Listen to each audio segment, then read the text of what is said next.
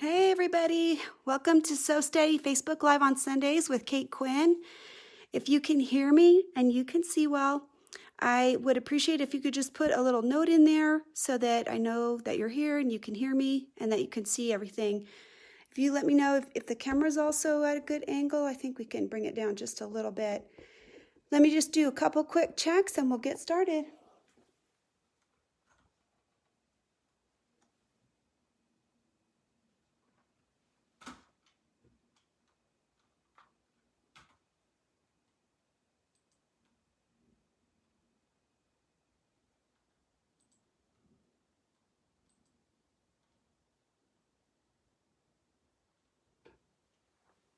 Oh, I'm trying to get your comments up and having trouble doing it. Hang on just a second. All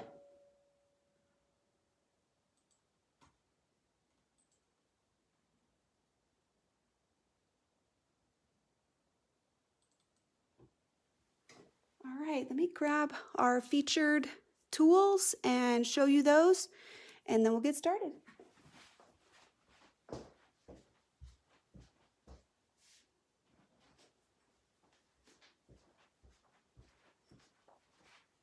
So I'm going to put the box up for you, okay? Let's see if we can bring it out just a little bit so you could see a little bit more of it. So I'm very honored. So Steady has made some products that they call retailer exclusive products. You'll see this RE. This means you can only get it from an authorized So Steady reseller. So it's not sold online through the So Steady website. It's something that is exclusive for retailers. So you're gonna have to go and see your local shop, or you can come and visit me at my shop, and you'll be able to find these great products. They'll also be available, I think, at shows throughout this next coming year. There is the Rulerwork kit, which is our most popular product that we have all of the time, which has quite a bit of items in it. The Fun and Fancy collection is one of these reseller exclusives, and the other one that we have is And More.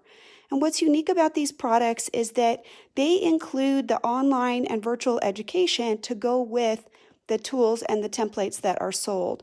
So this is going to come in this little quilted package, and you get all 6 of the Fun and Fancy templates, and we'll be sharing those today. You get access to the Fun and Sassy Table Topper, which is a free video with purchase of these tools and my book. You get a digital download of the Fun and Fancy Path to Rulerwork Quilting. I want to highlight that it is a digital product, and the reason for that is so it could fit really nicely into this little package and ship so easily. So if you want a printed copy, it is a color item. It would be quite expensive, I think, to print it, and it's $28 if you just want to purchase the spiral bound colored copy, but that would not be included in this. Only the digital would be included. And then you're also going to get the additional class content, which goes through every single design that is in the book. So today we're going to just show some of those designs and just some couple of ways to use them. Because this is not new material, I also want to focus on the fact that we might have some new users that have never been exposed to our product before, or just reviewing the very basic fundamental tips like hand position and different things. One of the things you'll see is, although I made this quilt and I built it to have nice, perfectly sized areas to fit my design, they're not perfect. So I thought this would be a great chance to show you how we can manage and manipulate designs when they don't fit like how we want them to. So for example, this was supposed to be an 8-inch block and it's like 7 and something. Over here, this is supposed to be a 6-inch square, and it's not actually exactly 6, and to fit the 3-inch ovals in there is going to be a little bit more challenging. Sharon, I'm going to answer your question. I absolutely have this set for long arms. This set does not come with a ruler foot. It just comes with the templates and the book and the virtual education portion. And it's absolutely available in every shank size. So I have it in low, high, and long arm. Whatever you need, you just order the ones that suits you, and you would absolutely have access to that. I use these on my long arm all the time. I actually have a larger quilt that I've been working on as the demo for this that I still have not finished because lots of projects get in the way, as all of us quilters know. So let's go ahead and get started. I'm going to start with the larger block, and for size purposes, it's about 8 inches. So let me just turn it so you can see that. This pink right here, I want to do this on fabric, and I want you to be able to see me quilting it on actual with seams and everything else. That's something that everybody asks us about, and so I've been trying to do a better job of having something that you can see an actual quilt and the actual sewing on. Let me just show you one more thing, and I think this is an important note if you are trying to do really defined quilting. This is actually double batted right here.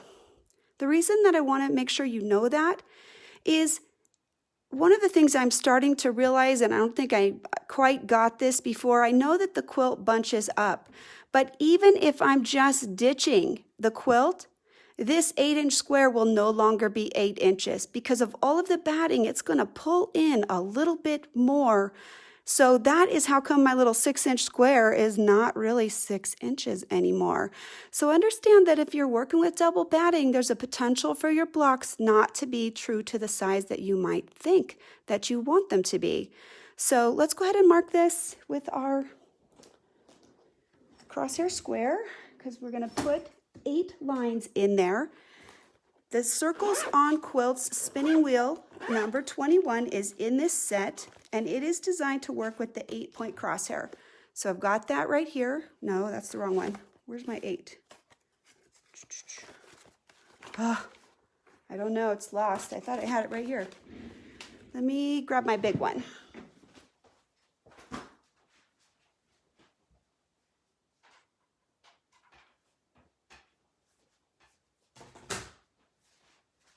Thank goodness I'm at home, right? So I can have everything handy. So this one's quite a bit bigger, so I'm just going to try to get it under there, and we'll line it up. I can always use the lines. This is approximately 8, so the 8 line is right here. So I'm just going to try to make it as even as I can with that line to mark that. Try to get my cross marks right here to go right through all of the corners. And that's going to give me the best centering so that when I put the design in, it's going to look even in the block. So I'm just manipulating that a little bit so I can get a nice even marking. For this, I'm going to use my purple air erase marker. This is by Dritz, and there's lots of different variations. If you get it wet with water, it'll come off more quickly, but it may need a lot of water to get it off. If you just leave it exposed to air over time, then it'll disappear. So I got to push down a little bit in order for that design to show.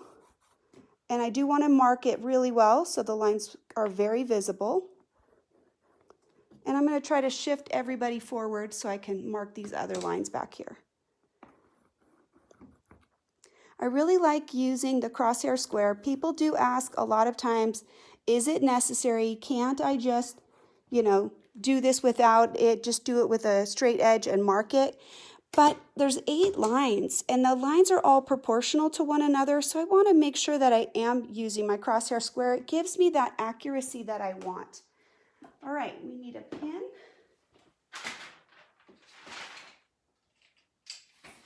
And we're going to put that right through the center, marking it through the center, right there like that. And then I will go ahead and bring it up through the other way. So I know people will probably ask me, can't I pin it to the top? I know that some people do that. I know Donnell does that, and she has great success with it. I don't prefer it. I don't know if I just move things more than she does, but I want it through all the layers. If this is causing some problems because you think the hole is too big, you can just cut a little square of scrap, right? Just a little something.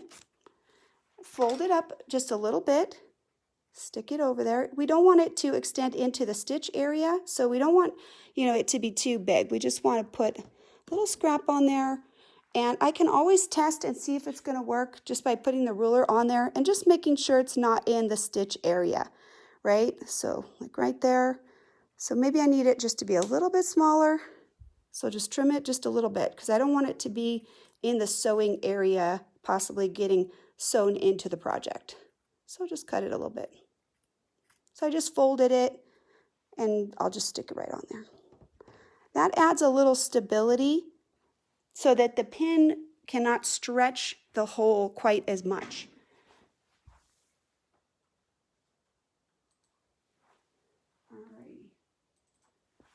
Let's put it on and we'll get started. Now, for all the new users out there, this template is 7.5 inches finished. When it sews the design, the completed wreath on here, the completed flower design, should be about 7.5 inches from side to side this way. So it's, it's going to fill the diagonals differently, but out here it's going to fill most of the way. There'll be just a little bit of space left over because this block is just slightly bigger than that. Okay, put this in here.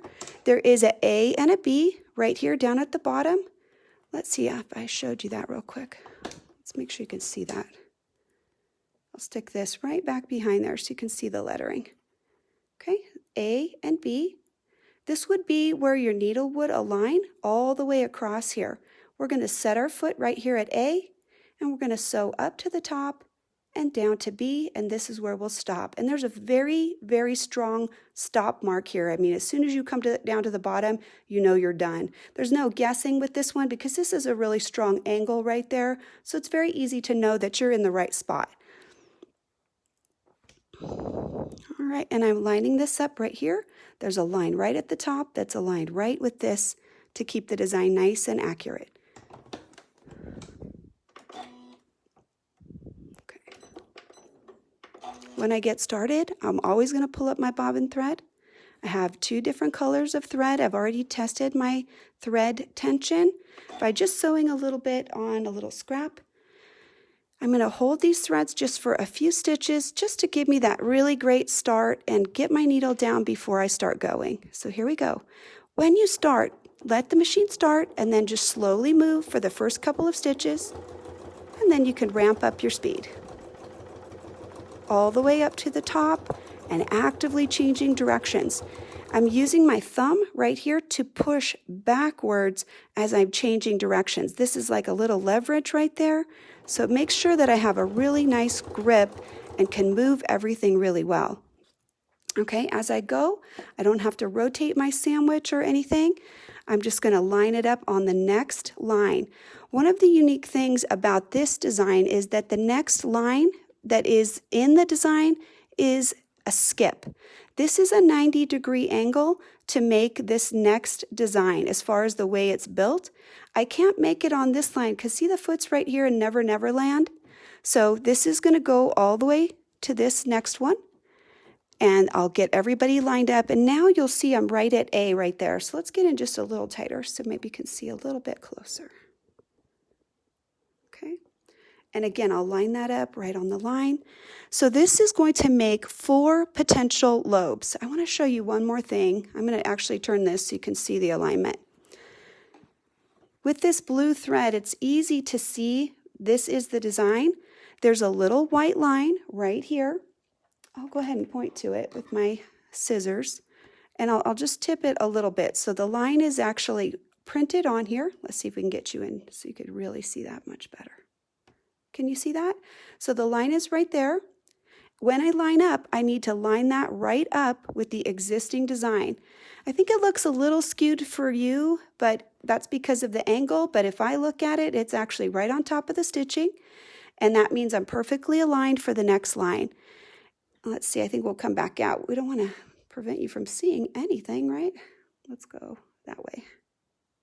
Okay, how about right there? I think that'll be good. All right, so I'm right against the foot and off I go. Always start your gas. Move at a nice, smooth, even pace. I think one of the things that I see a lot of times is that the sound of the machine makes people anxious, so they start going faster and faster.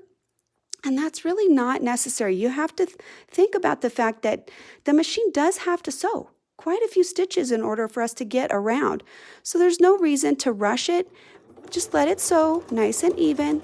Let the sound be your guide. If the sound is even, you're probably going to have some nice even stitches.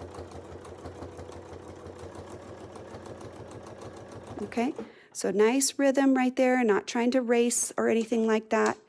Let's go ahead and do this last one.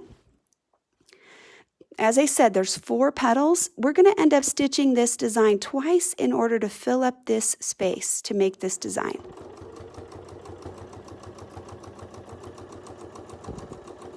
Right up to the top, and here I'm actively pulling this towards me, changing directions so that I can go in another direction. Right here I'm at the bottom, and I'm just going to take maybe one little smushy stitch to make sure I'm connected right to the end of my design. I'm going to go ahead and put a few extra stitches in there right now just to tie off my design. And let's see, here we go, just moving very slowly right up the ruler.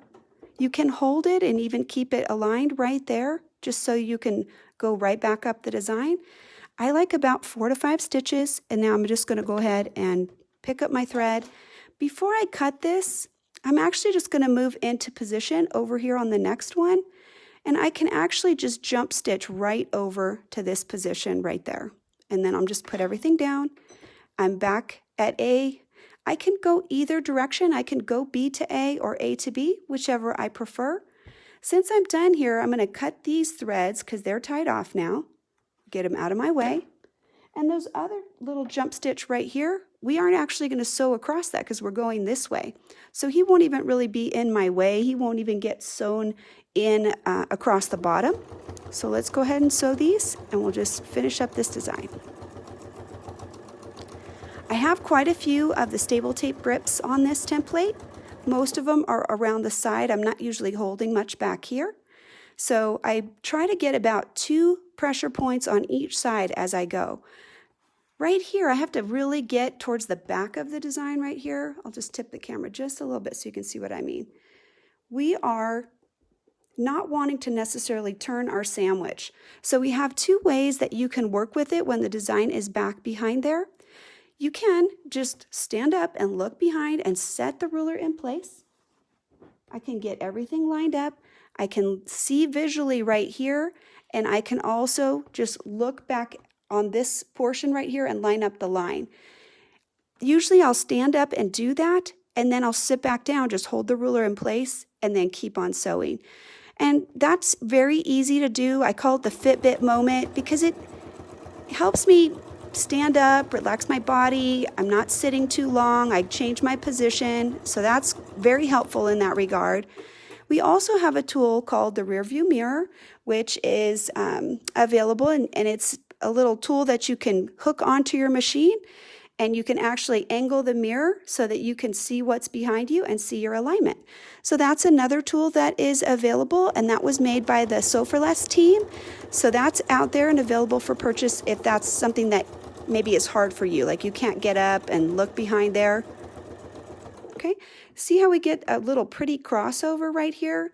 This is my favorite part of this design, is you get a little bit of this kind of cross hatching in there, and I absolutely love how that looks. That's one of my favorite types of designs to do. There's many different designs that will do that crossover. And then right here, let me go back out so you can see where I'm pointing. Right here is the end of the design right there. And I can tell that I'm pretty much at that 1/4 inch, that as my foot comes in, I should be able to line right up on the finish point of the design.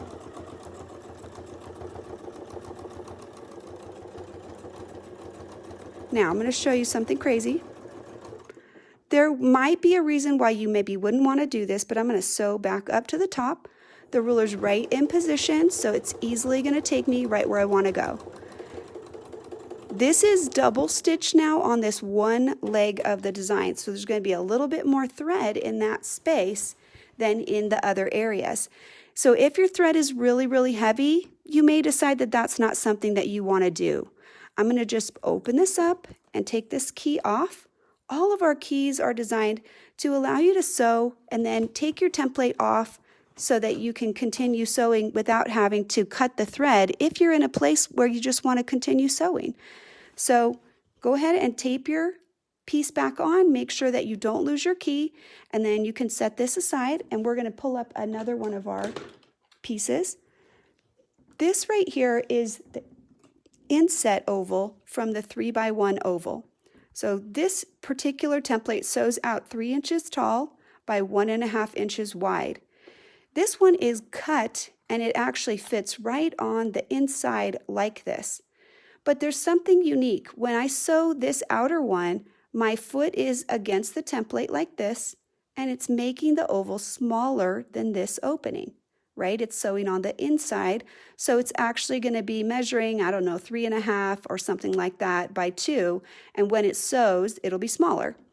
By contrast, this is designed for me to sew on the outside. So this is measuring that same 3.5 by 2, but it's going to sew bigger. So it's going to sew 4 inches tall, 1/4 inch more here and on the bottom. And if this is 2, it's going to be 2 1/4 for this side and another 1/4 on that side.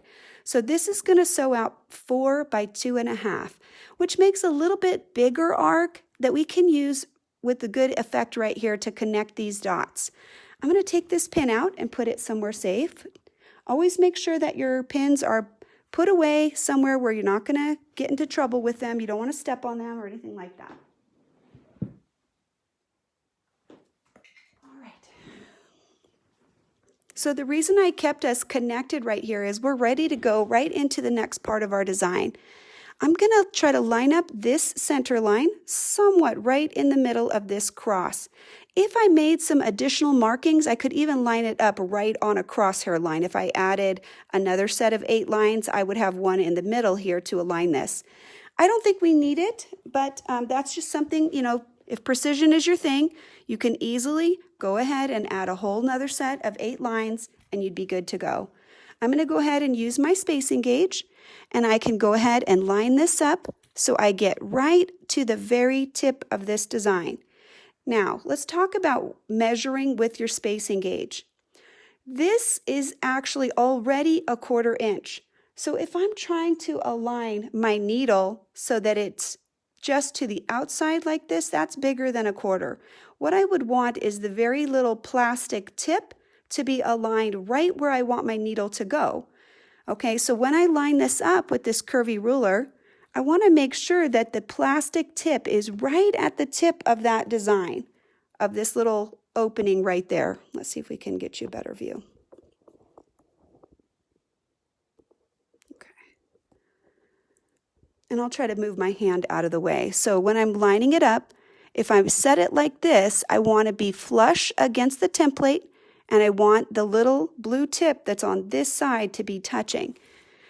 So let's go ahead and we'll sew. I'm going to hold this in place, and it's going to give me that pretty little curve, kind of letting my design have a little bit more excitement, a little bit more fullness, because now it's going to be connected with some other lines.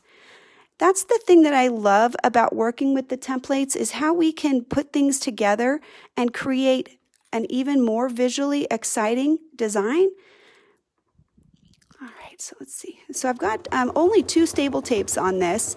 Right here you can see I'm using my thumb as the lever right here. If I feel like that's going to be a little bit in the way, I'll hold on the back. Let me advance my stitching a little bit and stop right at the point. And then we'll just keep going around. I'm going to shift this just a little bit so that we can make sure you have a good view. Right now, I'm actually stitching on what I would consider to be sort of my bad hand.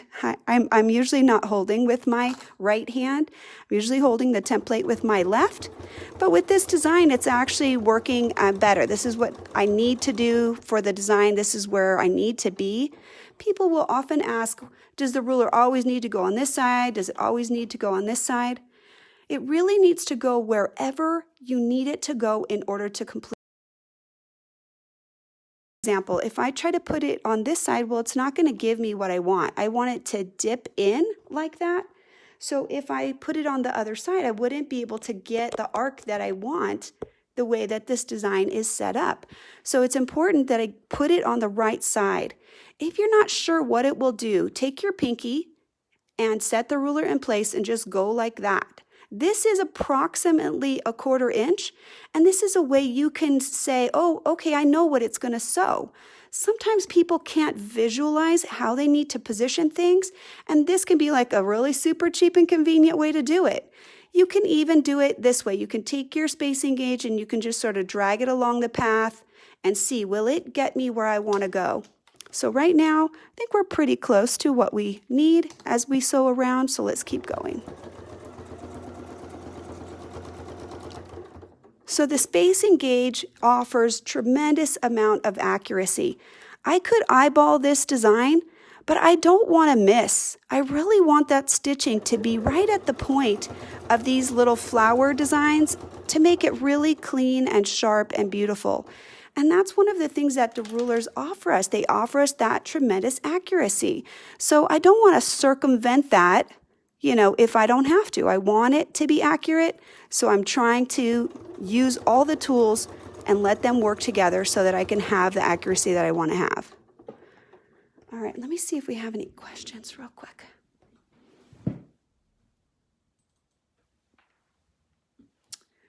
Thanks for watching. I know some people just said they were going to go, either they're tired or it is Easter Sunday. I totally get that. If you need to watch it at a later time, God bless you. Have a good sleep or a good family meeting or whatever you need to do. And I will see you back here. A reminder that I will be gone next week. That is why I am posting today instead of next week. I'll actually be traveling and not at home. And since I was at home today, it gave me the opportunity to have this class today. So I appreciate that. And I know people can watch it at their leisure. So if you have to go, totally understand. Thank you for even coming. Okay. All right. Boy, I have slow computer today. It is so slow to load up what I want to load up. Thank you. I'm glad that you're happy I'm here because I am happy to be here. All right, let's finish this up. We've done a lot of talking. But we want to get this finished up because we have a lot of other fun things we want to share. We don't want to use up all this time on one design.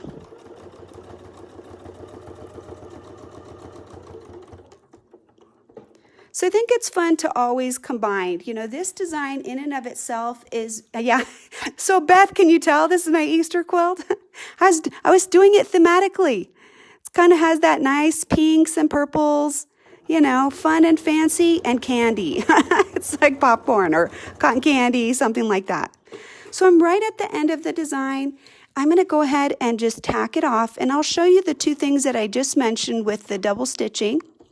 So if this double stitching bothered you, you could always start out on the edge here and sew in the first leg and go around and get to this point, and you could finish out here, and then this would not have a double stitch.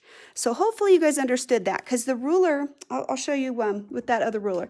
If I were to do this last leg so I could get out to the top, when I position it, I could start at the top. Instead of starting at A or B, I could start out here, and then I could hold that and go all the way around, and I would end with my needle out on the edge. And that way we could do those curves without this little double stitched line. Okay, so there's always a way to work around that. Somebody just asked if I can hold up the kit again. I will in just a little bit. Let's go ahead and show a couple of things before we do that. I don't want this to be, so much about product, although I won't lie. Of course it is about product. You know that. You guys are not dumb. You're smart. So we're not trying to fool anybody, but we are showing you hopefully products that are fun and interesting and make pretty things and that would allow you to do things that you want to do. All right, so here's my design. I love it. Look at all of that texture. I'm going to scoot out so you can see that double batting because it really makes a big difference. Love it. Okay, there's that double batting. Really can see this awesome texture that we have in here. And what I want to do here is I'm actually going to take my 12-inch arc and I'm going to mark 1 inch away, and I'm going to make little bat wings that'll come down just once more to fill in this corner with just a little bit more. So all I would be doing is putting the spacing gauge right on the tip and mark it 1 inch away. And then I need a longer arc. I could use many different arcs, but the 12-inch arc is a little flatter and longer. So I would just put that on, and I'm just going to go around again. and I would end right at this spot after I go all the way around. So that would just put just a little bit more quilting in there, and I think that would look really fantastic right here. So not a complicated design, but teaches you, how to use that spinning template, how to make sure that we don't get a big giant hole. I'll show you my pinhole. There is a hole. I'm going to spray it a little bit, but it's not bad, right? Can you see it? It's not that bad. So that little extra fabric on there definitely helps. You can even put a little extra fabric on the back too. It doesn't hurt anything. Just make sure it's not in your sewing area. Okay, let's go ahead and move on to the next design. The space that I've got here is about 2.5 inches wide, and it could be 3, it could be different sizes, but the distance right here is measured out essentially in 1.5 inch increments. So this is actually about 10.5 to here from this whole distance, and this is the 9 right here. So let me go ahead and get the tool that I want to use. This is truly one of my absolute favorite tools. I love, love, love the back-to-backs. And I found them really early on, and I got all the back-to-back circles, and then they changed them. And, I'm good with it. I get more different arcs and things like that. But I want to just mention, what is a back-to-back? A back-to-back is a matching S-curve. You're going to have a curve on this side, and this is the curve split line right in the middle. This curve and this curve are exactly the same, but they are mirror imaged, right? And one is on, upside, and one is on the downside, making an S curve. But they're matched, they're the same size. The difference in one side, 1.5, and this side over here, which is 2, is how tall the curve is from the top to the bottom. So right here from this, if the foot were right here, to the highest point, which is the foot right here, the distance in height is 1.5 on this side. And then on this side, it's deeper. So if I wanted to make swags, the base of the curve is exactly the same. One can be taller and one can be shorter. And I can use this in a million different ways. It's endless what you can do with back to back. You can use this and pivot around, literally like the spiral number 6, the 6-inch spiral. You could just do arcs and pivot around. I can stack these curves one on top of each other. I can do matched curves for one row and then a taller row of curves. And I can do amazing swags. And we have these in 1 inch, 1.5 inch, 2 inch. This is the 3-inch number 2. You can see right there, this is the back-to-back 3-inch number 2. There's actually 3 different back-to-back templates that are in this 3-inch curve size. So the measure is from here to there is 3 inches. So this entire ruler is measured about 6 inches from the hooks right here. So 3 and 3. And the split lines are matching that. So this is 1.5, 1.5, 1.5, 1.5. So if I had, for example, a 2-inch back-to-back, the 2-inch back-to-back would be marked off in 1-inch increments because you'd have 1 inch, 1 inch, and that would make 2, and 1 inch, 1 inch, and that would make 2. So pretty fun and lots of opportunity to do some amazing designing with it. So let's mark the center of our space because I want to align my design right in the middle, okay? So let me get my little, my SewBiz ruler, hang on.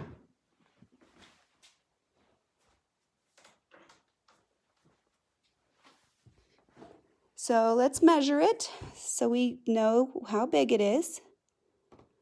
So 1 1/4, I don't know if you can see, I'll scoot it up a little bit. I'm using the 0 and I'm getting the same measure on each side. So it's 1 1/4 to the middle. Well, that's one of the easy things that we can do with Donnell's centering ruler. Super easy to figure out where I need to mark the middle now. So I'm going to line it up right there because this is 1 and that's 1/4.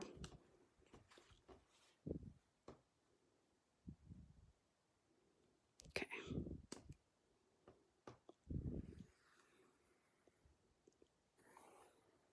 Okay. And I'm going to mark the diagonal because we're going to pivot right on the diagonal right there. So we'll make that visible too. And then we'll do this side as well. And just to double check, I'm going to make sure that it's correctly centered. Right there, 1 1/4. So it's a little bit tighter on this side. So that'll just be something to keep in my brain, that it's just a little bit tighter. But it still is matching right up to our miter right there. Now remember what we said, that the design itself is measuring out at 6 inches. So for this space, if I can mark from the center at 6 inches, I'm going to show you why that is a benefit.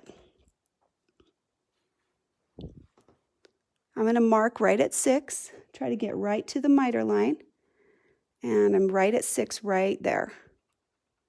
Okay, and I'm going to do the same on this other side. Why all these complicated markings? You don't have to make these complicated markings, but these markings are going to help us control our design. What I want is I want to turn the corner right there.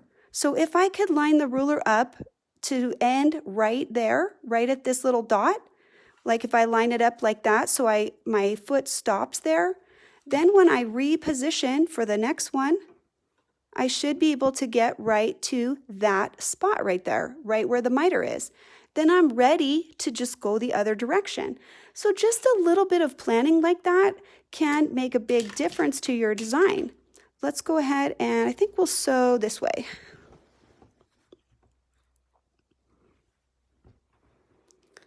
And let's see, I'm going to plan ahead. I don't want this to come in on the bottom. I want it to come in on the top. So let's flip it over like that. This way, this part of the arc will be on this outer corner and we'll match it on the other side. The marker that I'm using is just Air Erase by Dritz. This is, I think I have a package. I'll go get a package so you can see the package.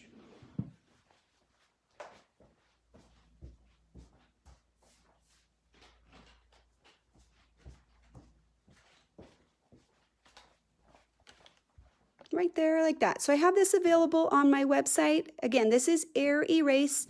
This is one of my favorites because I feel like it goes away very easily. Don't mark your whole quilt, only mark what you need to reference and then sew it out. So this would not necessarily be there tomorrow or the next day if I do a lot of marking. So you're really only marking the reference lines that you need at that time. Okay? All right, let's see. Can you guys still see okay? This looks like my camera kind of just lost some of its color. It was so much brighter before, I don't know what happened. All right, here we go. So I'm gonna sew it like this, lining this up so that this is right in the center, and I'll start right over there. And when I come in, that'll bring me right where I wanna be when I get to that miter line. So fortunately, this one does seem like the math is pretty good. It's measuring where it's going to hit right there, and that's right where I'm going to pick my thread up right there. Let's see, I got to look a little bit past the camera. Let's make sure my needle can get right where I want it to. Now, again, we've talked about this before. I'm going to put my finger right here. This is the pressure right as the foot is coming over, and I'm using my thumb as a lever right on that little angle right there. I'm going to take a few small stitches at the beginning. This is tacking off so that that stitch is secured, because I might come back to that, but I'm not sure. Okay, I want to get right into that dot if I can, and I'm right in the center. Move it down and align it, and I'm going to get right into the miter, right where I want to be. So I'm going to hold right down here. I'm not going to try to hold all of this. If I try to hold everything, then I might not be able to have my hand wide enough. I don't want to stretch it so much that I don't have good pressure on there, right? I want to make... All right, here we go. So we're aligned. Holding right here. I'll change my hand position when I get out to the other side. Okay, so right there, I'm right on the center point. And now I can just adjust my hand and get right into the center. Always want pressure near where the foot is. That's very important. And I'm right at the center and right on that miter line right there. Kathleen, I have not had issues with air erase lines coming back if you get them all the way out. That does happen sometimes when I use the blue marker, which is water soluble. Sometimes it's not wet enough, or even if it appears like it got it all the way out, it may not. But typically that doesn't happen with the purple marker. Usually that one does better.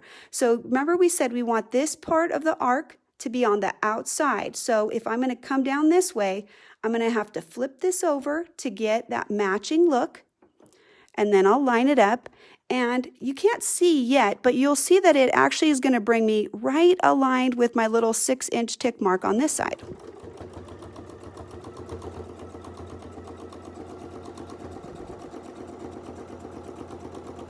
Get right into my center mark right there, right where that tick mark is, and I'm right in the hook.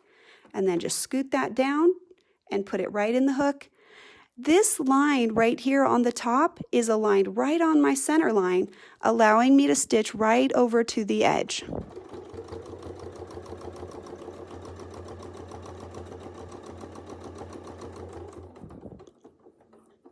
Okay, now I'll show you where we're going real quickly. We're going to use that same technique. I'm going to come out just a little bit so you can see just a little bit more of the whole project. And let me see if there we go. So we have this really pretty arc right here, and I'm going to do the same thing. I'm going to match it on this side. So I want to use the same shape. Because we have two different depths of curves, we're using the shallow one. So I want to make sure that I don't just go like that, because that's the taller side. Make sure that you're using the matching one. And this one, we should be able to line it up just like this. I know that this curve will match now and fit in, and there's my little tick mark. I can even use my spacing gauge, and if it doesn't cross right where I want it, which it's a little bit off, let me show you how we can adjust that so it will. I'm going to sew right up to the middle, up to the top. This is the tallest part of this template, and then I can just move a tiny bit down. And that's giving me this 1/4 inch right there, so we can get right on there just a little bit more. And right there, I'm going to cross right where I want to on that tick mark. If I make an adjustment at the top of the design, nobody will be able to determine that there was an adjustment. They won't be able to see that. If I make it, kind of in that center point where we are right now in the hook, that's when you really see it and it's kind of a problem. So let's finish up. We want to get right to the center, right there, and we'll be right in the middle.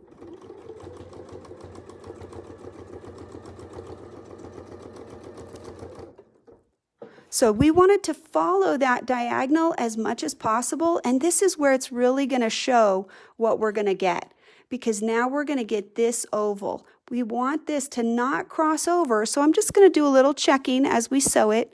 Again, this is the shallow side, and I've got all of these lines right here lined up, and this looks like it's going to fit perfectly right there at the center. So there's no adjustment even needed right there.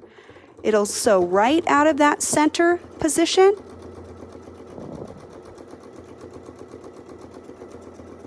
And right there, if I needed to make an adjustment to get into the dot, I could, but I don't think I need to. I think it's in the right spot here. Okay, and then we'll just scoot that down and we'll finish out the design on this side. And it looks pretty much perfect, but again, we are showing you the real deal. Sometimes the quilt isn't perfect, and sometimes we just need to adjust it because we need to. All right, so I'm going to let the needle stay there, and I'm going to turn this around, and we're going to just add one more thing. We have a little bit more space on this design, right? We have a little gap right here. If I wanted to, I could sew up just a little bit until the foot is touching. So we'll just do that. That's going to tack off those stitches right there at the end. And I'm just moving up until my foot is touching right there. Let's get in just a little bit tighter for you. Now, I can use this same shape right there since we moved up, and I can use it as a 1/4 inch echo. And I think that's what we'll do. We've already got the foot set for that. the foot is the guide right here. For anybody that doesn't know, the needle is in the center, and the foot, the outside edge of the foot is 1/4 inch apart. So as long as the ruler is touching this stitch line, the foot would end up sewing 1/4 inch away. So you can see right here, I'm aligned very nicely right on that, and I can just sew maybe 1 or 2 stitches to get right in there, and then we'll keep going. I wasn't quite touching where I needed to be. So right there, try to touch with the foot onto the existing stitch line, and then we'll just line this up. Make sure that the ruler is touching the foot, and we'll come all the way up to the miter line before we make any adjustment. I always like to put frames in the design because it really adds a little shadow, which gives the design more depth. So I'm going to just turn it so you can see how that little bit of change made such a big difference to our design, right? This is pretty and puffy, and this is way puffier, which I really want. I like that it looks like that. It adds more dimension to the design. So always adding one more line to your design can make a big change in how it looks. Now, right here, if this hook is getting in my way, I can just flip this over, and the open edge right here will allow me more flexibility to position my template right there. So remember that these are tools for you to use, and you should feel comfortable manipulating them at any time if you need to. There's not a rule that says you can only do this. Now, right here, I would not be able to get right in as close as I wanted to. So I'm going to take this off and just double check my position. And then I'll reposition this, make sure I'm touching the foot right there, and I'll be able to sew that next line. Okay, so right here, taking that off, seeing if I need one more stitch right there, and then realigning this to get me around the last part. If we made an adjustment, like we showed you before, this might also require us to adjust this second echo to make sure that it'll fit properly. Okay, so let me show you. We're going to go ahead and we'll just do the bottom half as well, because I think that really shows how the design changes. Here's a little bit more of the whole look, right? Let's see if we can just come out just a little bit more so you can get a better view of it. Okay, so really think that that changes things so much. I love it. And we could put a bigger echo too, or we can put the taller arc on there and it's still going to fit right in that same space if you wanted to. I'll show you an example of what I mean. This is a little bit of a different look to it, right? If we just did one of the taller arcs on each side, you would get this kind of a ribbon effect like you see here. I could do this on both sides and get just that little frame where it's touching in the corners, but what we're doing is echoing. So I could actually move the line up, but I would want to maybe mark some reference lines right in the inset right there, because we would know that the needle would have to stop on the straight line. So right now we're using the foot right here, but if we made the arcs bigger, we made our gap bigger, we might want a straight line right down these intersections so we know where to stop. The template that I'm using, Ada, is the back-to-back 3-2. You can see it right there, 3-2. And that is one of the back-to-back series, and this is in the Fun and Fancy set, right? So we got to close that, so we're going to go ahead and line it up on that shallow curve. And let's see, which way do I need to line it up? This way. I think we'll go that way, this way. It's hard because I can't see beyond the camera. So I'm flopping around a little bit, but the openness of that curve is going to let us get all the way to the seam. And we need to get to the seam because we want to go down and do this bottom part. So if you need just a little bit of space, you can stick your little back-to-back right behind there and just sew right down your seam, just a few stitches until you're right attached with the foot right there. And then we'll just go and do the other side. Checking that I've got the correct spacing, and I'm going to put the open arc on that far side, just like we said. Okay, and then here we go.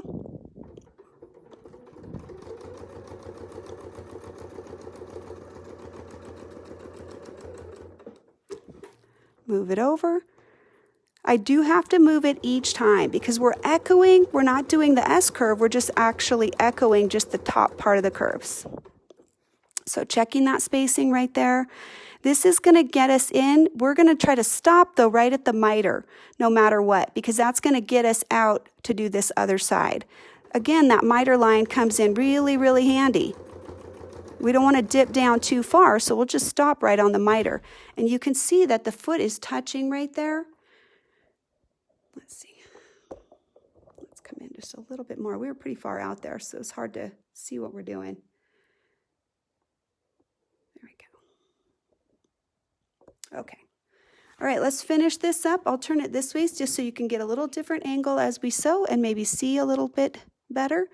And we'll finish out this little frame in here. Stopping with our foot in the correct spot, aligning everybody, and echoing right there.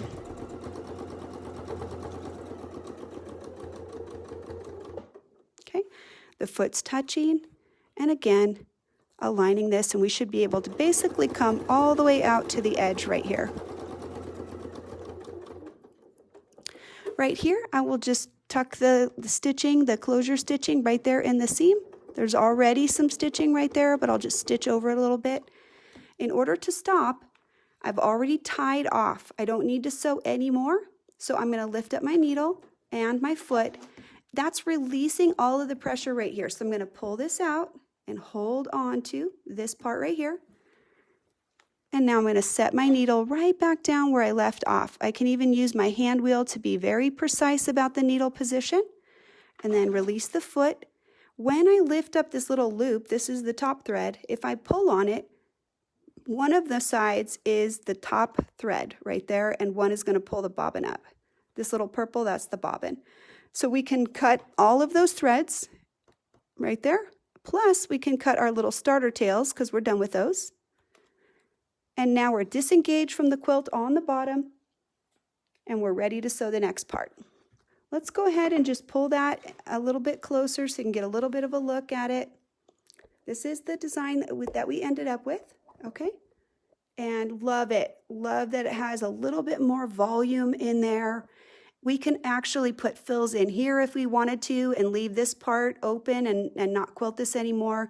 And we would still get that delicious puff that we want to have with this double batted fabric. So it's going to look great. Let's go ahead and move on. Right here in the purple spot, we're going to put the Spin Effects number 8. This is a 4-inch square. The Spin Effects that's in the Fun and Fancy set is a 5.5-inch Spin Effect. So how can it fit in a 4-inch square? So I'm going to show you something real quick. I'll use Donnell's ruler again and see if I can align it this way. So we're using this 0 center. So we're using the numbers on this side. And this is on 3 right there. And it's crossed over. And the 3 over here is a little further. So we're just going to go like that. And this is the mark that we'll make. We'll just make the center line right here with some chalk. I'll use some chalk so you guys can see it. Okay. Now, we made the line, this is the diagonal, and now we just want to measure how long actually is it, right? 5.5 is right there. So I'm going to scoot it down just a little bit. 5.5 is right there. So at this 4-inch box, this diagonal is basically perfectly 5.5. So if I put my Spin Effects number 8 only on the diagonals, it's going to fill this box amazingly. And I'm going to grab my design and just kind of show you 2 different options that you have in order to use it this way.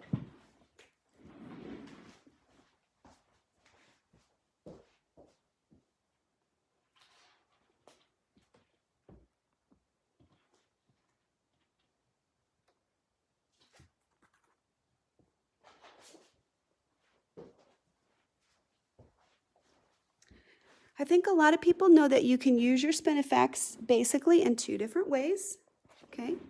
This would be one way where we have the points of the design out towards the corner. So this is the narrow part of the Spinifex number 8. Let's grab that so you can see it real quick. Where did I go with it? Oh, he's back there too. Darn it. Hang on. Can't reach him.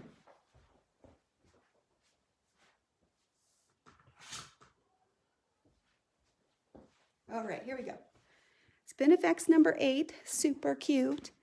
So the narrow part right here, this is the little skinniest part. We can use that with that. Oh, we were getting the dreaded signal of death, and it came back, thank goodness. I didn't talk while it was spinning around. Spinifex number 8 at 5.5, and you can see my staple tape grips are on the back side, right? If we use them on the back, we can definitely see the lines much better when we put this on our fabric. So when you're using those staple tape grips, make sure that you apply them in most cases to the back of it, and the back is the side where I cannot read the words. So my little grips are on this side back here. Some of our templates are designed to flip over, so you saw when I used the back to back, I actually, right? You can tell right there, they're on both sides. And that's because this template definitely does flip over, okay? So let's go ahead and show you something real quick. We'll sew this design out. I'm going to use it with these little curvy parts going to the outer edges of this space right here. So let's mark this with our crosshair square and we'll get this design in.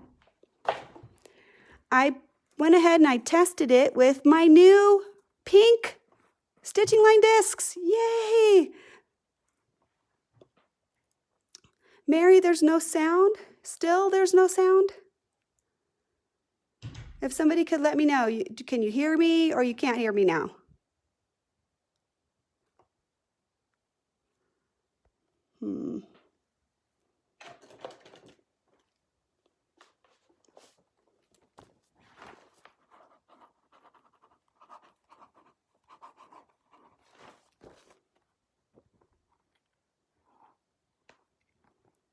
Okay, thank you, Nan. I'm glad you can hear now. It did have a little bit of trouble. It popped out, and then hopefully it came back. I'm just going to try to keep going, and hopefully it'll work out. Oh, thank you, guys. Good job. I'm glad you can hear me. I'm using my cool new pink stitching line discs, and now they don't get lost because now I can find them. Hallelujah. So I do have those on the website, and those are just another little choice. So if you're interested in that, I'm really enjoying them. I can see them much better. I tend to lose them on the carpet because I sit on the floor and draw, and I love that they're colored now.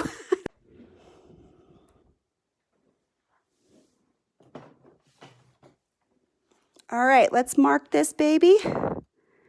We're going to use, again, our lines. We want the lines to go right through the center, so we're going to try and make them as straight as we can. I want it to cross here and here, just in case my piecing is a little bit of a mess. I'm going to make sure that these lines show up really well. We only need 4 of them on the diagonals. Yeah, I know the signal is a little iffy. When it goes out, I try not to talk and wait for it to come back. Hopefully, that's just where we're at right now. I can't really fix it. I don't know what the problem is. I do have pretty high speed internet, so that's all I can do is just keep on going. If we get a really long pause where it's really bad, then I'll just go ahead and probably end the broadcast. We're about an hour in. I'd like to try to get just a few more designs in for you if we can. This one right here is a 4-inch square. My diagonal is right about 5.5. It's just slightly bigger, like 5 5/8. So my design is going to fit in this pretty well. Let's go ahead and talk about pathways real quick before we start to sew. I want to put some arcs in, so I want to end basically kind of out on the edges when I make the design. So there's different ways that I could do that. I could start far away and come into the center and go around, and then I'm going to end up back out on the edge right here. And then I'll put the arcs in and I'm going to sew around as I go. Okay, so let's do that. What did I say? I was going to start out here. No, I guess I'm going to start in here. I lied. I changed the design. I forgot that I made an adjustment, so we'll start in the middle. If we need to jump to the outside to ditch it, we'll just do that. Go ahead and put your template in first before you set your needle. I did pull up my bobbin thread, and I've got both of those threads right under here. Okay, and I'm going to just put a little tension on them so I could see them and get my needle right in the center where the thread actually is. One of the unique things with this particular template is you can really see very well where your needle position is going to be because it has a line that goes right across the bottom. So I can tell that this is going to be just inside the edge of this space. It's not going to be all the way perfectly to the corner. So let's go ahead and we'll sew that in. Again, I've got my thumbs right here, compressing. I'm pushing backwards. I'm going straight that way. I'm not rotating around this curve. I'm just pushing backwards. And the foot is connected to the ruler, so it's just going to kind of float to the right or left in order to fit that. One of the things that this particular design is also going to help me with is it skirts this big bulky seam right down here where all these come together because it doesn't quite go all the way to the seam.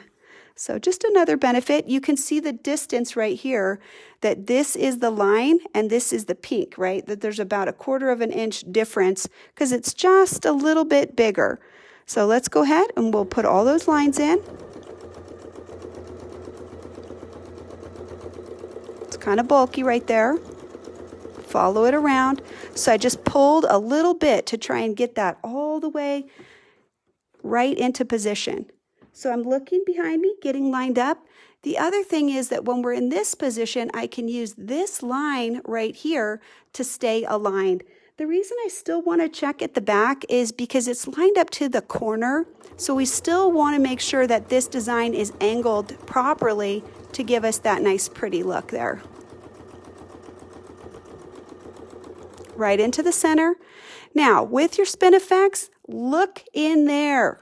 Take a second and look inside that little cutaway so that you can actually see, is my needle right in the center before I make that next petal?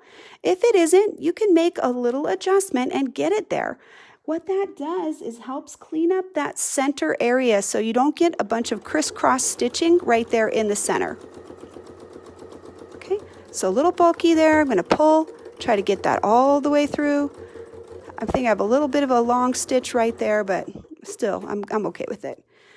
Now, I'm in the center, and I said I had changed the design. I'm going to go ahead and take this off, and I'm going to try to just cut these a little bit shorter so that they won't be so much in my way. But in case I need to grab them, I don't want them so short I can't get them and move them out of the way. The design that we're going to do is using one of the other tools, and I'll show it to you real quick. We use the this little oval for some different things, and I thought that it's going to make a very, very cute flourish right here on this design. So let me turn it. You can kind of see, I'll get in a little tighter so you can actually see what's on there. We have turquoise thread, so it does show right there, plus the added loft on there will make it so you can actually see the design, right? So what I'm going to do is I'm going to line up this, and I'm going to try to make it touch right there, and I'm going to sew a little arc and back to the center. Okay, so here we go. I'm going to scoot those out of the way, as we said, get them under my ruler so they won't behave badly. And I'm going to try to line the needle up, you know, near the top, right? It doesn't have to be perfect, but kind of near the top. We're trying to get a little flatness of this arc to just put a little arc right in there like that. Out to the boundary, and we'll stitch right back to the center. Okay, and then same thing here. We're going to line it up so it's just touching this farthest area. Let's come out just a little so you can see that better.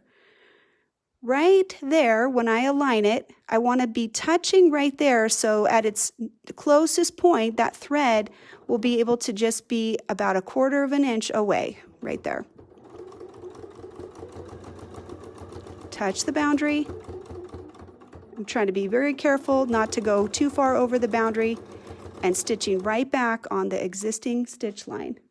Now that I'm out of the way, I'm going to let go of this very carefully just for a second, and I'm going to cut those threads so that they will not be in my way again. I couldn't cut them before because the foot was covering them, but now I can get right back to where I want to. Ooh, that's a little bit of a big stitch. Darn it. Okay, so I'm going to turn it so you can maybe see it a little better this time. We'll be a little bit closer, a little bit more in the front, and we'll see if we can get ourselves centered a little bit better. All right, how's our light doing? Are we good? You guys see everything? So again, I'm going to line this up. I'm just going to try to make this little flat curve right there and come right out to the edge and get that tucked in there. I think it just adds just a little bit more dimension to that design. Again, it's that whole frame thing where we're just trying to get a little bit more quilting in the space. This is double stitching. So I'm just moving my fingers out of the way there because right here you can see there's a little risk. So I just wanted to make sure I had enough support on the back so that I could move my thread out of the way without getting myself ouched. Okay. All right, so we'll do, I think we have 2 more of those that we still need to do. We'll go ahead and finish those up. Again, lining it right up against this widest part of the stitch line and just putting this little arc in there. Touch the boundary, and you can hear the difference right there as the thread is hitting this bulkier seam area. That's pretty normal. That's just what happens when you have more seam, more in the seam.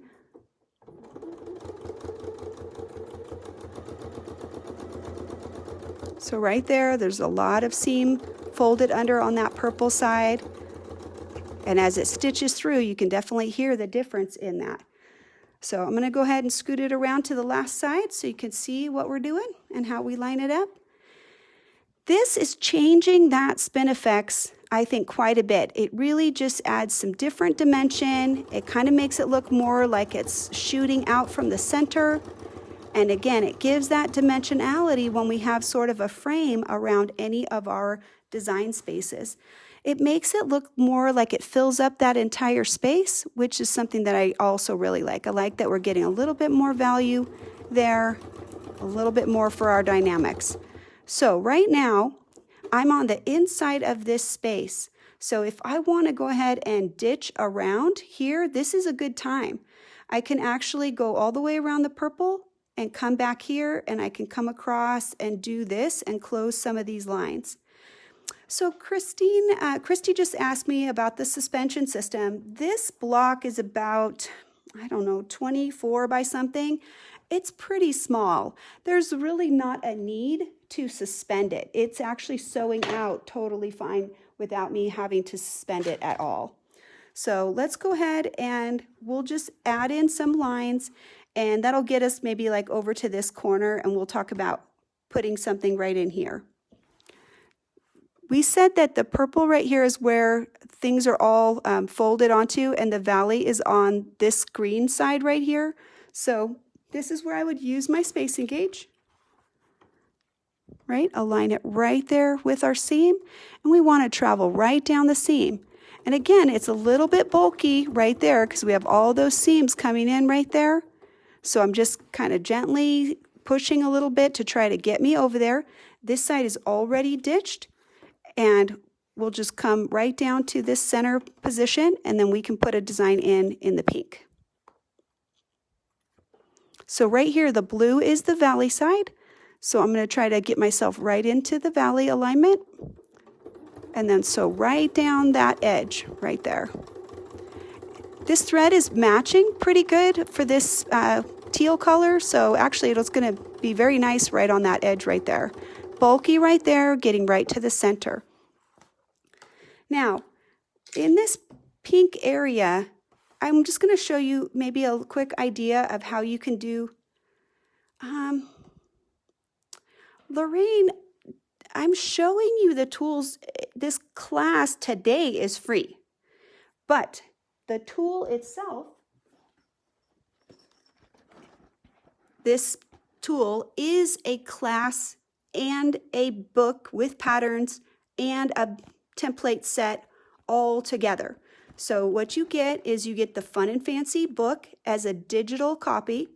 you're going to get all of the templates in the Fun and Fancy set, and it shows 5. It shows, you know, the 1, 2, 3, 4, and 5. I don't see the picture right there, but it's this corner design. But you're also getting this inner oval, and we've used that several different ways. So to me, it's actually 6 templates because the 2 ovals are not the same. They actually make different arcs and different measurements. So this is, I do have the book. If you already have the templates and you just need to purchase the book, I do have that available on the website, on my website or on Sew Steady's website. So you're welcome to go ahead and purchase that if you want to have the book and you already have the templates. Note that if you do that, just purchasing the book does not give you access to the free class. So you have to contact me and I'll figure that out. So, okay. But this is free today, but the tools that we're sharing are a class that is available for purchase on the Sew Steady University. Okay. So let's go ahead and put a little design in the space. Did I show you this? I'm going to kind of get this chalk off of here real quick so you can kind of see our design a little better. So somebody asked what my website is. I am www.fabricated with a K, FABRIKATED, quilts.com. Carol, you can get the classes alone. The class is just at one price. You can go ahead and get it. And if you have the template in the book, you should at least have access to the Sassy Table Topper because that was free with purchase of both of those items. Okay? All right, so let's go ahead and put something in these spaces right here. And what we're trying to do is just create some other unique something or other. This arc right here is a 4-inch arc. If I put this all the way on there, I should be able to get this arc to fit in there. So see the lines in the center right there? I'm going to go ahead and use this first line and I'm going to center the needle. This line is aligned on the needle and I'm going to touch right here with the first line away from that. Oh, I guess that's further. No, second line. I don't want it to be too small of an arc. I don't know. Let's see. That's too small. That's smaller than I want. We'll use the first one. Second one. Ignore this one. We're going to use this one.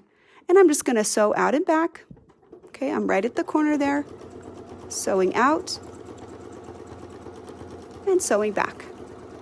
That center position is going to help us keep all of these arcs the same, keeping this aligned right on the needle, right? So I'm going to do that again, and now I'm going to touch a little further out.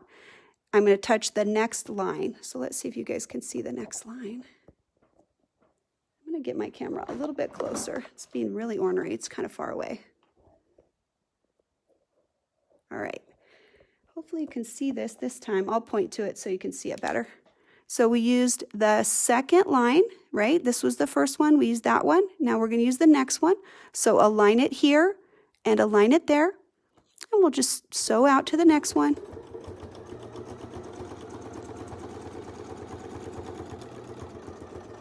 Back to the center. Okay, and then let's line up the next one, and that's going to bring it much further down. We're going to try to get it all the way lined up, and it's going to bring us right down here to the bottom.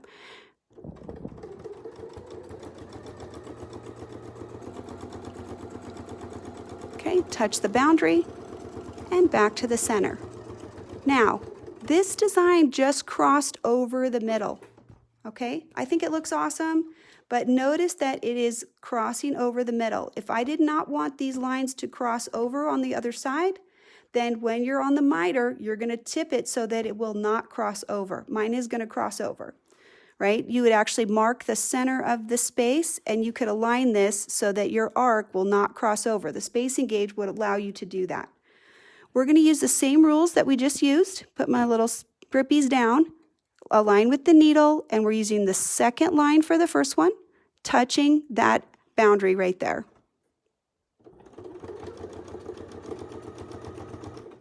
So I'm going to switch my hands so I can sew down safely, conveniently, and we'll stitch right back. I'm just going to walk my finger up to put that pressure up at the top as it's going. Okay, then rotate it, put the needle right in line, and getting the next line aligned on that boundary right there. Trying to get that nice long curve right there. Again, putting my finger back there so that I've got the pressure I need and I can get my fingers out of the way right here. Okay, and sewing back. I'm going to just kind of creep my fingers up there, make sure that they're aligned. Okay, and I'm right back at the center. And now we can do the last one. Align him right there and all the way on the line. This one's right on that boundary, and you can see it's going to bring us out just a little bit further and a little bit of an echo right there.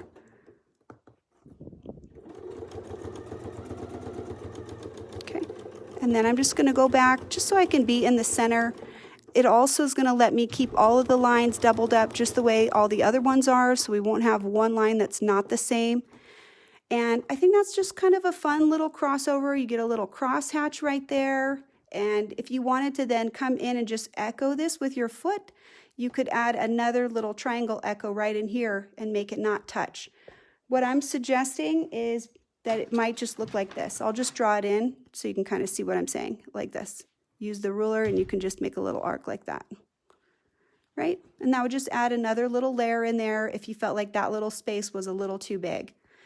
Right where I'm at now, I can continue going around to the other side, and then I can do the other one on the other side. If it's a design that I want to do in here, I could do the green, come back to the corner, and then travel around and do these other two on that side.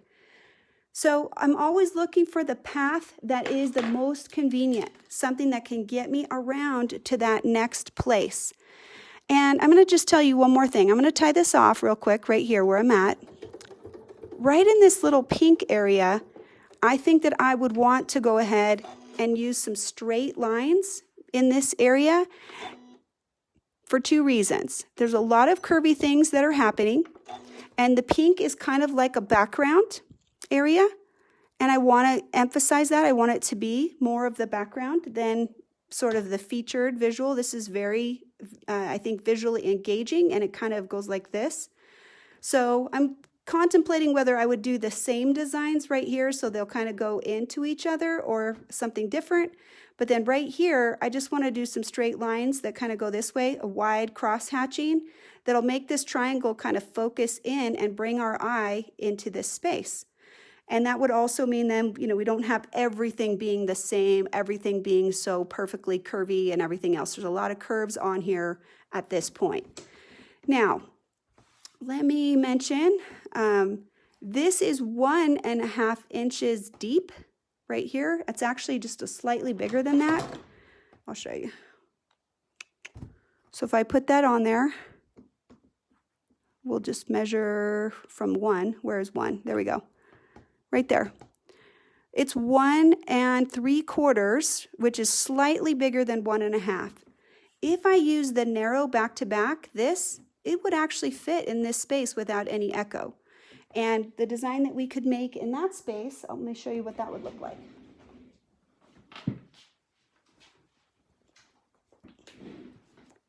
My idea to fill up that space, I don't think we'll have time to do it today, but it's basically the same type of design that we did, right?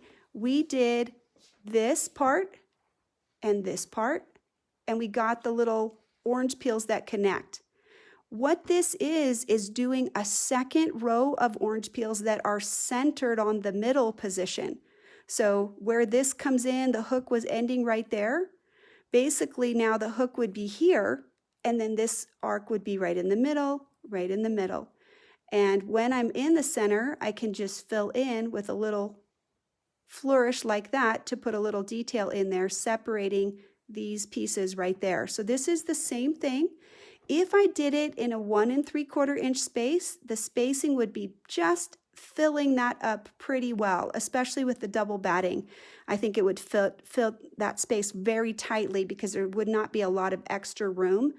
But in a 2-inch space, you would get maybe a little bit of a bigger gap on the outside. You can see this is quite a big gap. I wouldn't need a gap that big. So to use the 1.5 inch side of the back-to-back to do this design, that 1.5 would fill up the space because it's about the the top to bottom spacing. If I wanted to use the other side and do this design, I need to make sure that I have at least a 2-inch space, preferably a little bit bigger, like 2.5, maybe even a 3-inch space, because this is a little bit taller. But you could make that same design. You essentially are doing 2 iterations of this little thing to create the helix. Okay, so that's just one added design. We already showed you how to sew it, and then this is just an option of how you could vary that up and add a little bit more detail to it. Let's do the last one, the last idea that I have. Let's work on this. I only have a 6-inch space for this design. This is the last one. And this is the ovals in a row, like this. And ovals in a row, you can see these touch. And then to get the overlap, you would be adding one right in the middle. Somebody is asking if I use double batting on all quilts. Pat is asking that. I don't use it on all quilts, but if the idea that the quilt is designed to show the quilting space, then I do double batting because it shows off better. It shows better in camera media, it shows better in video media, and my whole goal is to show you the design, and if the design kind of looks flat and you can't really see the shadow or the texture, then you're not getting as much information as I want to give you. So having a double batting can be really useful to the decorative element of that quilt. So let me see if I have something that isn't double batted and kind of just share that different aspect of that. Still pretty, still teal thread, but not double batted. Okay, this is another design. Still pretty, and this is actually a wool batting, but it's a single, right? It's thin, you can see, like really thin, and it still looks good, but it's not going to give you the drama and the texture that we're going to get with that, where we really get that strong loft, and you can really see that it fills up the pocket. But the difference is this is a baby quilt, and this is very, very nubby, flexible, so soft and squishy. You just want to cuddle it. So the drape on this single bat is going to be way better and a lot more comfortable to snuggle with. This is going to be not quite so snuggly, right? It's a little stiff, a little bit more rigid. What batting? Margaret, this is just a 80-20 poly blend. Right? This is not like super high quality. This is just something that I had hanging around. I'm not even sure what brand it is. You can tell it's kind of like dotty, a little bit dotty, but you know, it's needled pretty well. It doesn't just pull apart. So, I mean, it's good enough quality. And what I like about the double batting is it kind of helps because there's tension, more tension on the fabric. When I travel, it just doesn't wrinkle as much.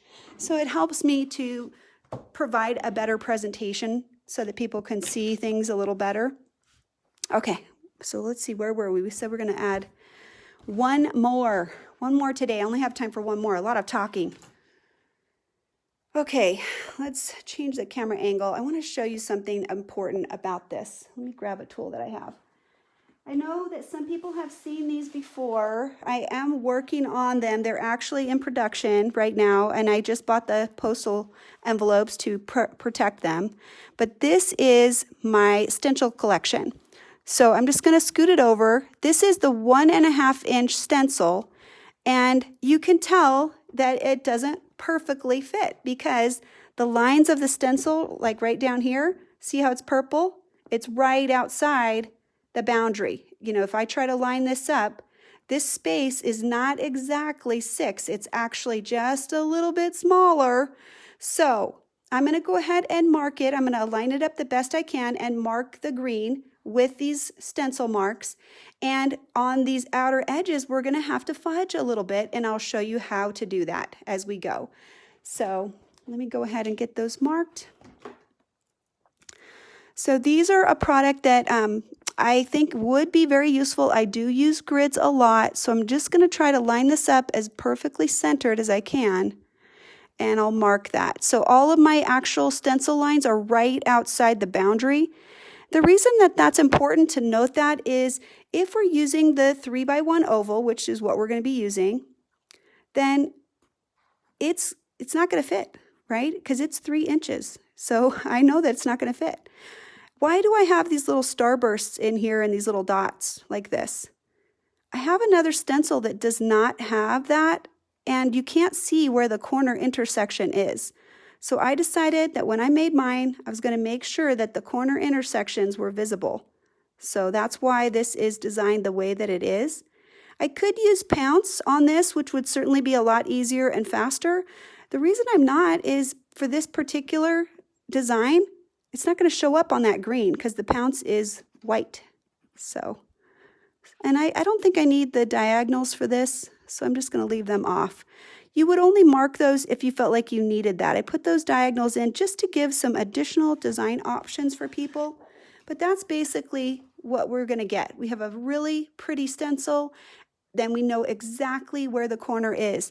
If we're aligning designs with our spacing gauge, we have to know where the corners are, right? Soon, Miss Kathy. They're not quite ready. I'm making the labels right now. I'm getting the labels designed. So they're in production though. I went ahead and I bit the bullet and they're on their way. It'll be a set of 3 and I need a few more things before I can figure out the cost because I have to buy some packaging and different things like that. All right, let's put our little oval on and let's start sewing because we're talking a lot. We need to sew some more. All right. I know that I want this right here to fit, right? That's the center, but I want my oval to be able to fit. So we're going to try to use these lines right here as the reference, right? Let's see. Where's our center position? Right there. We know that this particular one is a little bit outside the line.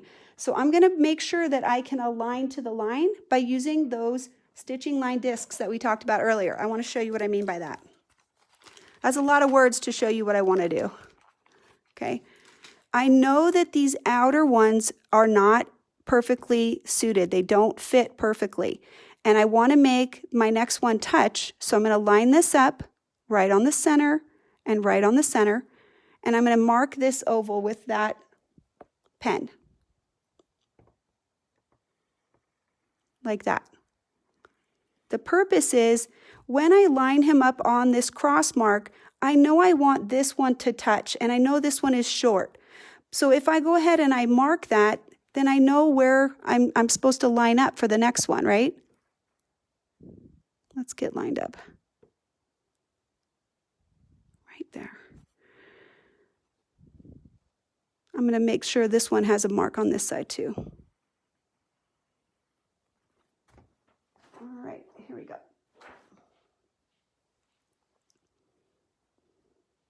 Oh, where'd he go? I lost my lid. All right. So let's go ahead and we'll line this one up right in the center, and we want to cross over just a 1/4 inch right there. So we know that this guy, maybe he won't fit perfectly. Why is this not quite doing what I want to? I'm going to turn this a little bit so I can get a better orientation.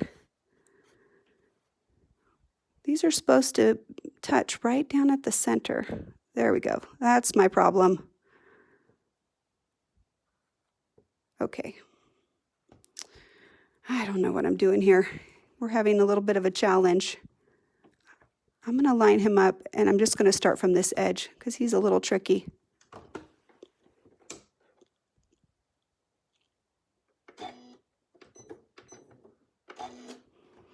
Part of the thing that I'm going to share with this is how we can maneuver around to get to different places in the design that we want to.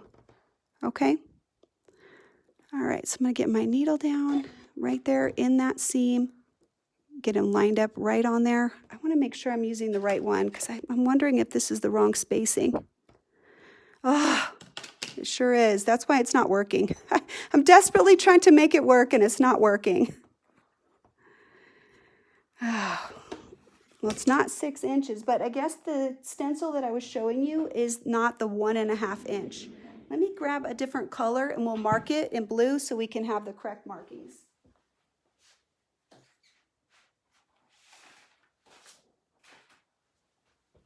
All right, I got a blue pen.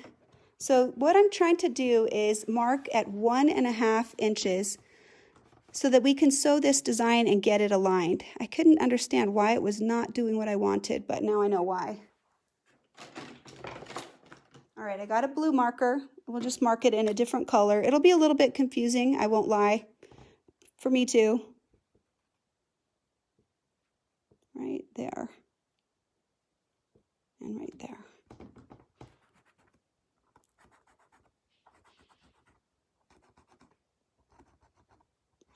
Fortunately, it's such a small space, there's not a lot of lines.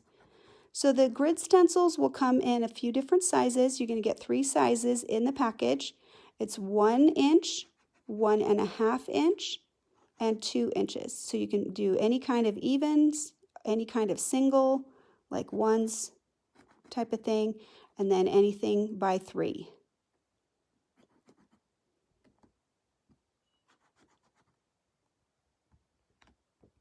So as I shift over, I'm just moving my fingers to make sure that the stencil stays in place. That's going to help me get the best markings that I can have. And with the pounce, it is a little bit easier, I think, to do all of them. Oh, I told you it was going to be messy. Darn it. So annoying. Oh, you can tell I make mistakes. For sure. All right, now I can make it work better, okay? This is the blue center line right there, and I'm going to line up the center of my oval right on that. And what I want to do is, let's mark this first one just like we talked about. I need the blue lines right there. And you can see he's a little bit out of tolerance there on the top. So I'm going to go ahead and just mark that so I know where everybody is supposed to be. And I'll use those reference lines so that I can make the adjustment that I need to make. Okay. So he would sew basically just outside the line, but we're going to fix that so he doesn't sew outside the line. We're going to adjust our design to make him fit. Okay. The purpose of putting this one in is I need to know where I need to touch. And this line, this is now going to be with my spacing gauge, and I can line this up. When I put this on, I need this to be 1/4 inch away. That'll help me make that adjustment on that side. Oh, are you still with me? Sorry about that. Sorry I was a dork. It happens. All right, foot's in there. I'm going to line up on the blue line right there. Make sure I'm on the correct marking line. And I'm going to use my spacing gauge so that I can get the right position. I want to touch right at that particular spacing right there, right? And up at the top, it's a little bit wonky. He's not going to fit right there. So I'm going to pull him down just a little bit like this so that I can kind of get the loop in there, the little part of my arc.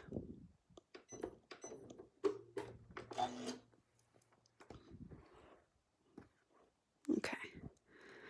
So remember what we said early on in the day, we were talking about how we're fudging things to make them fit, right? Because we want this design to fit in there. So we want this to be 1/4 inch. So this may not be totally squared up to it. I just want to get to this point at the proper measure right there. So whatever I need to do to get there, that's what I'm going to do.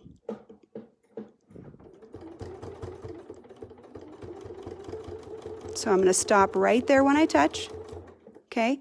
And then this part down here is too large. He's going to go past the 1/4 inch boundary line on the bottom, so I'm going to make sure he doesn't. I'm going to adjust him so he will not go past that boundary line. And I'm going to come back to the center where the line touches, and when I scoot over to do the next one, you'll see that we'll be perfectly lined up for this next one. Oh, let me cut these threads. They're so long. They're driving me crazy right here. Very long. There we go. I know that was kind of complicated, wasn't it? So I adjusted the top and the bottom so that I could end right in the center, but not come down past the marked line. See, the blue line is right there.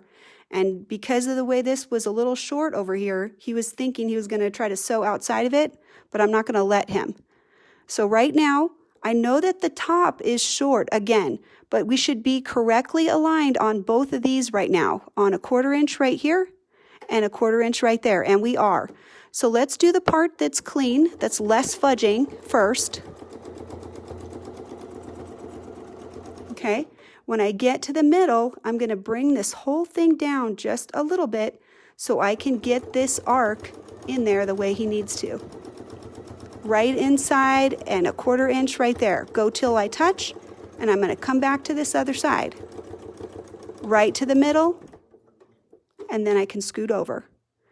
This side is perfect. There's no adjustment required, and the other side is the problem child, right?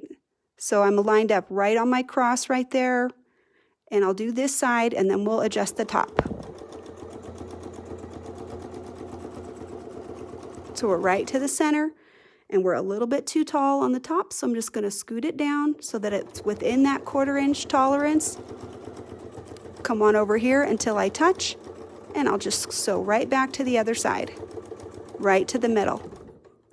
Okay, and then we'll just line up the next one. We're right on the center line. Right here we have the 1/4 inch, and I'm going to make a slight adjustment right there so we can kind of get right to the corner.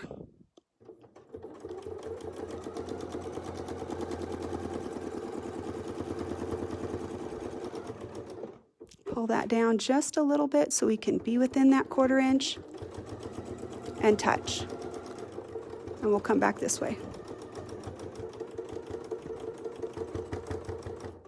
All right, now I'm going to try to line up this again a little better with the spacing gauge so that I'm back on my oval, and I'm going to go to the bottom. Right there. So I think I'm going to just sew a little bit slowly, kind of make sure I could stay right on the line and get right to the bottom.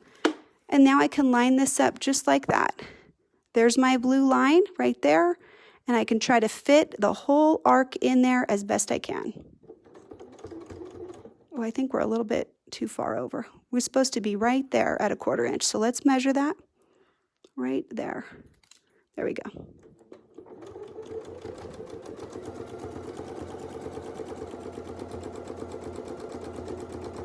And this is where you can short it. If I need him to be a little narrower, I just move him to the left so he doesn't sew outside the boundary and come right up to that top.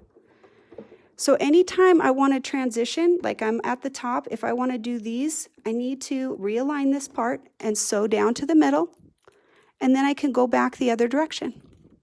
Okay, so we'll get this aligned right there, sewing right down.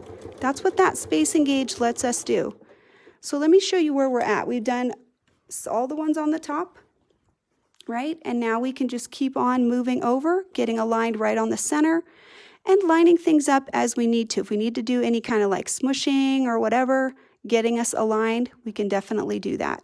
So you can see it's definitely kind of out of tolerance down there on the back right here. So let's make sure we can get to the top. Let's just get to the center right there. And if I need to make an adjustment at the center so I can do this other side, I'll do that.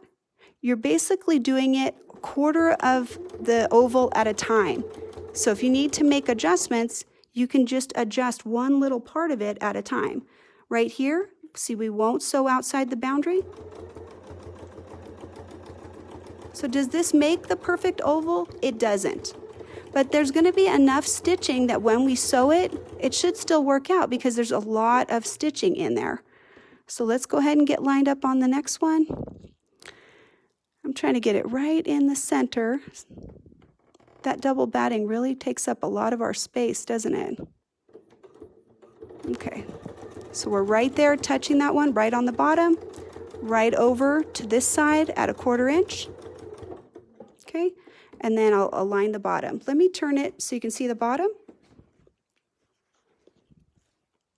It's a male problem child. That is so funny. I don't know, I do call them he a lot of times. I'm going to line these up, and I want to make sure I'm not going to sew down below. So it looks pretty good. I think I'm pretty nicely aligned. I don't think it'll sew outside the bottom boundary. And I can actually get both sides of this and get me into touch, I think, right there. And then we'll just sew back around to the other side. and then we'll do the half and we'll close that last one. It's a little bit hard to see my alignment back there. So looking right here to get that center alignment right there, I might try and come back to the center to do this bottom part, because the best transition I think would be to go back to the center. This is going to make everything nice and clean on this side and touching perfectly. And then when I come to this side, I can align the bottom part by shifting that up. You can see that that was really big. If it's right on the line, that's how big it is. So I'm just going to adjust it so it won't sew outside the boundary, and then we'll get that oval in there. So this is about thinking about the template itself as an arc, you know, and not having it be a whole circle. We're not trying to make this all the way around. We're basically trying to get from the top to the center and making all of those connect. So that is a little bit, I think, that's probably more complicated than I wanted it to be, but let's go ahead and take it off and show you the back of it.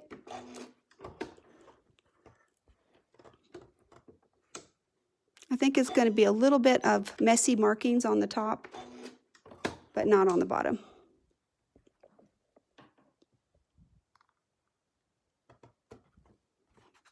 All right. Can you tell I'm praying right now? I'm praying. It looks good on the other side, but we'll see. One of our threads is caught. It looks pretty good. I'll push it up right there, right? So you're thinking about each of these as this part, right? You're just connecting the dots. You're not trying to think of it as all of this, because you can see this doesn't all come down to the middle position. But when I put the next row right in the middle, which is going to be right in the center, it's going to camouflage any problems. And it's basically going to go like right there, and you'll just kind of line it up in the middle like that. I'll go ahead and just draw that out with my stitching line discs. It's a little bit late for today, so I think we're done. I think we're going to go ahead and cut it, but I'll just show you what I mean. Here, we would set this right in the center. You'd sew this one. Let me get him to behave. Right? And you're at the center, and you'd move across and line it up. And then this one. Sorry, I'm doing it twice, but I'm just trying to get it to sort of show you what the look would be. You're lining up those center positions on each side, and if I needed to adjust to get to the center, I'd do one, and then adjust this part, and get that part, and then adjust the bottom, and just touch. So like right here where it would cross over, if this was wonky, I wouldn't let it cross over. I would just stop here and go back to the other side. Yeah, Kathleen, that's a good point. I do think the comment that you have is very relevant in the sense of we need to determine what is the need of the quilt. Who's it going to? Where do they live? How hot is it? Is it a summer weight quilt? Is it a winter weight quilt? But here's the designs that we did earlier. You can kind of see them on the back. I'll just pull this out just a little bit so you can kind of see more. Right? Doesn't that look so cool? And there's our little flourish right there, which I think we'll probably do on both sides to accent this part. And then we'll do some straight lines here on the corner that'll kind of bring us right towards the middle, like a little echo right here, just like this. Okay. Have an awesome Easter, you guys. I know Honey is probably like, get out here and cook something, because we're all helping out. First year to have all the kids bring something so Daddy doesn't have to get stressed out. I'm very excited about that. So I hope you have a wonderful time with your family, and God bless you for all kinds of reasons. Happy quilting. Reminder, next week I'm not here. Please remember that. There's lots of videos if you need a fix, lots of free stuff out there to watch, but I personally will not be live next weekend on Sunday. Okay, have a great week, you guys. Bye-bye.